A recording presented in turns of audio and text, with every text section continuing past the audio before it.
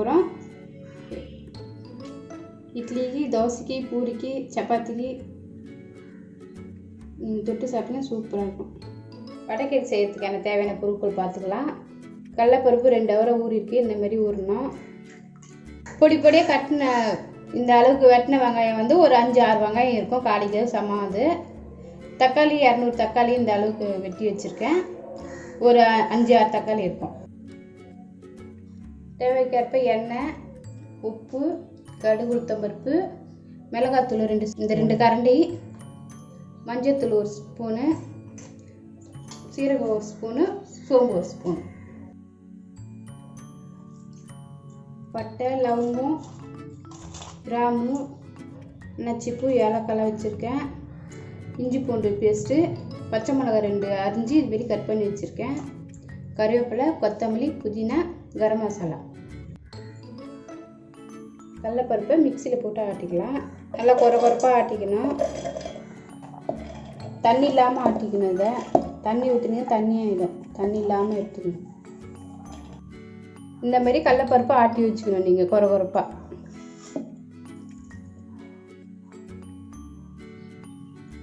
இந்தமாரி இட்லி குண்டா வச்சுங்க. லைட்டாக எண்ணெய் தடவி வச்சுருக்கேன். அது மேலே இதை வைக்கலாம். வேகணும். இது வந்து ஒரு 20 நிமிஷம் வேகணும். மூடி வச்சிடலாம். இப்போ 20 நிமிஷம் ஆயிடுச்சு. பாருங்கள், நல்லா வெந்துடுச்சு. நல்லா வெந்துடுச்சு. அவ்வளோதான், இறக்கலாம். இப்போ தாளிக்க போகிறோம். அதுக்கு தேவையான பொருட்கள் பார்க்கலாம். எண்ணெய் ஊற்றிக்கலாம்.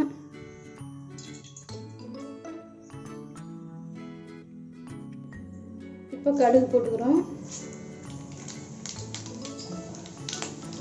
இப்போ சோம்பு போட்டுக்கிறோம். சீரகம்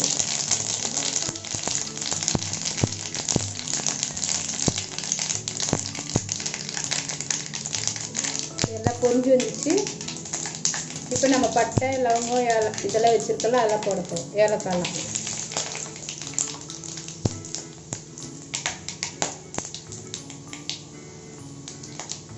இஞ்சி பூண்டு பேஸ்ட்,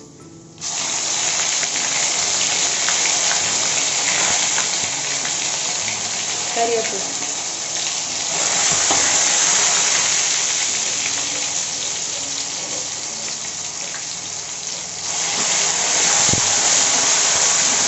எல்லாம் நல்லா வதக்கிடுங்க.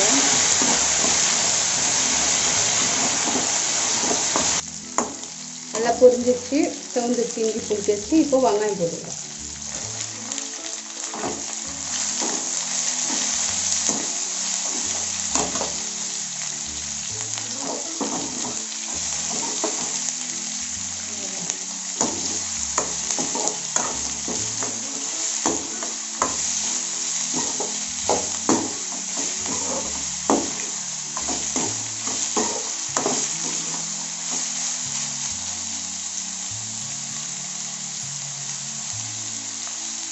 பச்சை மிளகாய் போட்டுக்கலாம். பச்சை மிளகாய்,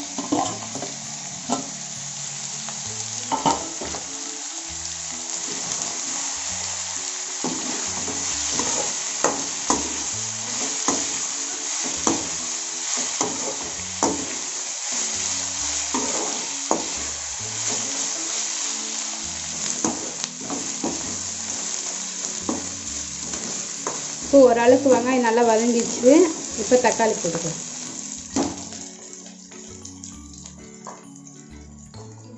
தக்காளி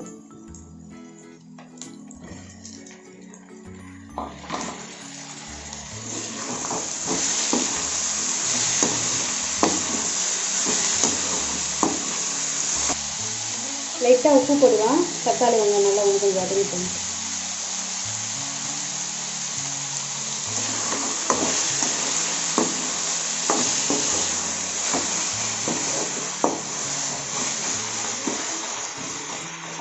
நல்லா தக்காளி கொஞ்சம் நசுக்கிங்க.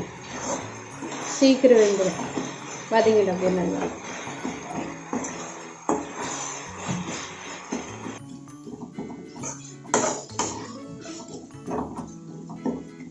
தக்காளி இந்த அளவுக்கு வதங்கினா போதும்.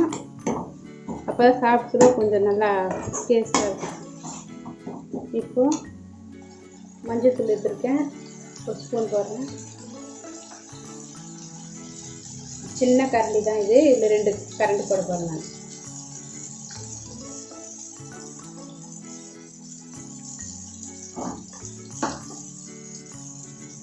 போட்டு நல்லா வதக்கிங்க.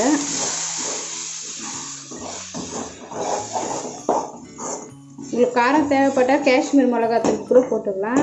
நான் வீட்டு மிளகாத்தூள் தான் யூஸ் பண்ணுறேன் இன்னைக்கு நான்.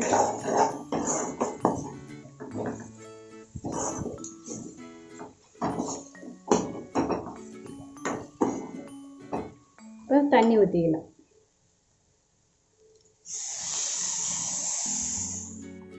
நான் இதில் 2 கப்பு தண்ணி ஊற்றுறேன். ஏன்னா நல்லா வடகை அந்த மாவு கடல மாவு போடும்போது கொஞ்சம் கெட்டியாகிடும். கொஞ்சம் தலை இருந்தால் நல்லாயிருக்கும் சாப்பிட்றதுக்கும்.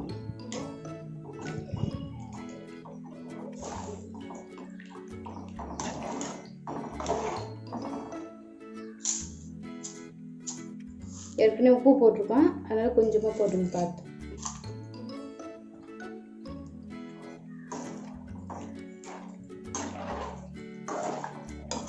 இது நல்லா கொதிக்கிட்டோம். ஒரு 10 நிமிஷம் கொச்சா போதும், 10-15 நிமிஷம் கொச்சா போதும்.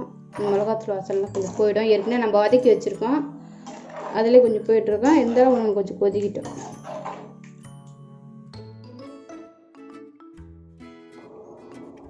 கடலைப்பருப்பு நல்லா ஆறிடுச்சு. இப்போ மிக்சியில் போட்டு ஒரு ஆட்டிக்கலாம். ஏற்கனவே அரைச்சி வச்ச ஜாரில் தான் நான் அரைக்கிறேன். அது நல்லா கொதிக்கிட்டு அது கொஞ்சம் நேரம். அதுக்குள்ளே நம்ம இதை மிக்சியில் போட்டு ஆட்டிக்கலாம் ஜாரில். இந்த அளவுக்கு அரைச்சா போதும். இப்போ நம்ம இதில் கொட்டிடலாம். பாருங்கள் எவ்வளோ சாஃப்டாக அரைச்சிருக்குன்னு. இந்தமாரி அரைச்சிங்க. நல்லா கொச்சி வந்துருக்கு பாருங்கள். நல்லா 10 நிமிஷம் நல்லா கொச்சி வந்துடுச்சு. இப்போ இதை நம்ம போட்டுக்கலாம்.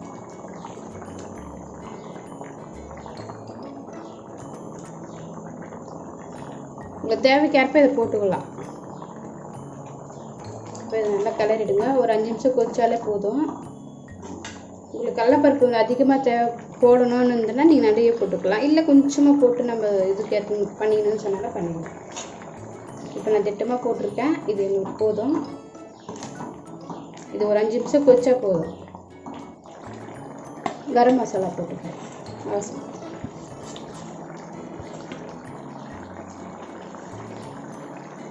கொத்தமல்லி தழை, புதினா வாசனைக்கு தான் போடுறது. இது நீங்கள் தேவைப்பட்டால் போட்டுங்க, இல்லை விட்டுருங்க.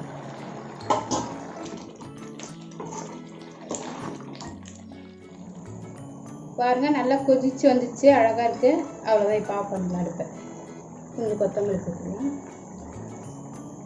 கொஞ்சம் புதினா தழை. இப்போ வடகறி ரெடி ஆயிடுச்சு.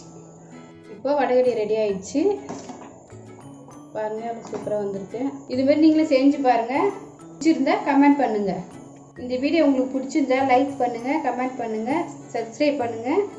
மறக்காமல் பெல் பட்டனை அழுத்துங்க.